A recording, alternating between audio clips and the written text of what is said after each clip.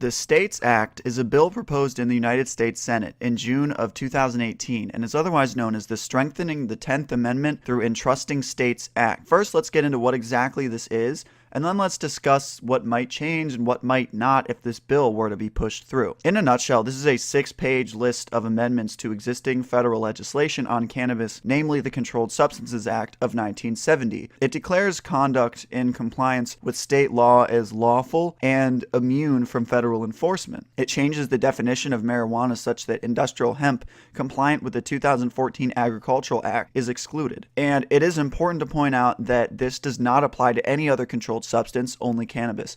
It is specific about this, so this act does nothing to how the federal government would regulate any other drug should states decide to start legalizing them in similar fashion. This exclusion from federal government enforcement also only applies to states where cannabis is legal. This act does not legalize marijuana on a federal level, nor does it change the current classification as Schedule 1 or how it's regulated in states in which it's currently illegal. Marijuana would remain illegal on the federal level, and it would remain illegal in the states that decide to keep it illegal. All it would do is prevent the federal government from enforcing cannabis-related conduct inside the bounds of state-level law and allow industrial hemp to be cultivated and used for industrial purposes. So first, the good part of this legislation, in my opinion, is that it redefines cannabis such that industrial hemp would be considered clearly legal on a federal level. There's less disagreement about what constitutes hemp and what constitutes cannabis and what we should actually do about either, as far as federal law is concerned. And it kicks the federal government out of the enforcement of cannabis that abides by state laws. And this is great. But in my opinion, this is a half measure. And the reason is because the federal scheduling guidelines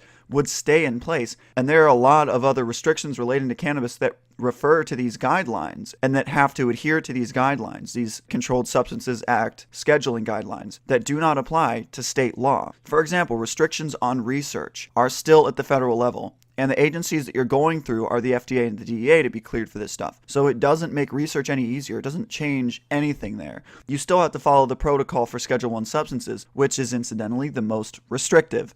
Another example is restrictions relating to military and federal government employees. It doesn't seem like it would affect how they regard cannabis at all either, since, again, the federal schedule would remain how it is. For ancillary entities or entities unrelated to the cannabis industry that receive federal dollars that need to abide by federal law as a condition of that, this would not change any policy for how they would regard it, regardless of the legality within that state. And whether or not this affects any other type of federal policy regarding restrictions on public investment in these kinds of businesses or lending regulations on the part of banks and credit card processors and things like that for cannabis businesses. From reading this bill, it doesn't look like it would change anything there. But I will say the major victory here is that it removes the threat of federal enforcement for those complying with state law, and this is a huge deal. It's undoubtedly a net positive because beyond the consumer, it should ensure business owners and consumers that they will not be punished or harassed by federal regulators for trying to do it right and, stick to the script and follow the local laws, since the federal government is so resistant to changing anything themselves. But the fact remains that none of this matters if the bill goes nowhere, which it seems that that's how it's going. It hasn't been discussed in the Senate